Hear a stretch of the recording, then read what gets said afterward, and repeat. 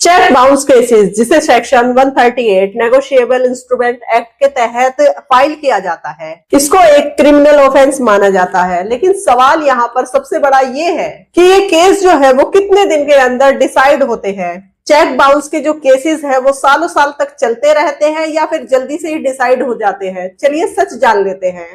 कानून के अनुसार चेक बाउंस के जो केसेस है उनको फास्ट ट्रैक बेसिस पर सुना जाना चाहिए। सुप्रीम कोर्ट और कानून की ये मंशा है कि इस तरीके के जो केस है वो 6 महीने से 1 साल के अंदर डिसाइड हो जाने चाहिए। लेकिन रियलिटी में जो है समय थोड़ा सा ज्यादा भी लग सकता है, क्योंकि एक्यूज जो है वो बार बार तारीख पे तारीख लेता है, कई बार समन डिले हो जाता है या पार्टीज जो है वो कोऑपरेट नहीं करती है, तो कई बार ये केसेस जो है 1 से 3 साल तक के बीच भी चलते रहते हैं। सबसे पहले तो ये है कि कोर्ट का वर्कलोड कितना है, पार्टीज की कोऑपरेशन क्या है, एविडेंस और डॉक्यूमेंट्स की क्लियरिटी है या नहीं है, कंपाउंडिंग यानी कि सेटलमेंट्स दोनों पार्टीज के बीच हुआ या नहीं हुआ।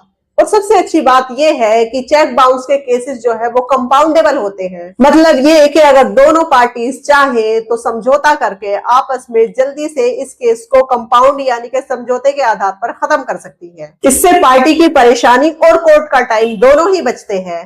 तो चेक बाउंस का केस लंबा चले ये जरूरी नहीं है। रियल लीगल स्ट्रेटजी और टाइम एक्शन से फैसला जो है जल्दी हो सकता है। और कमेंट करके हमें बताएं कि क्या आप किसी ऐसे व्यक्ति को जानते हैं जिसका चेक बाउंस का केस कई सालों से चल रहा है। तो ऐसी ही लीगल जानकारी के लिए चैनल को सब्सक्राइब, वीडियो को लाइक और शेयर जरूर करें।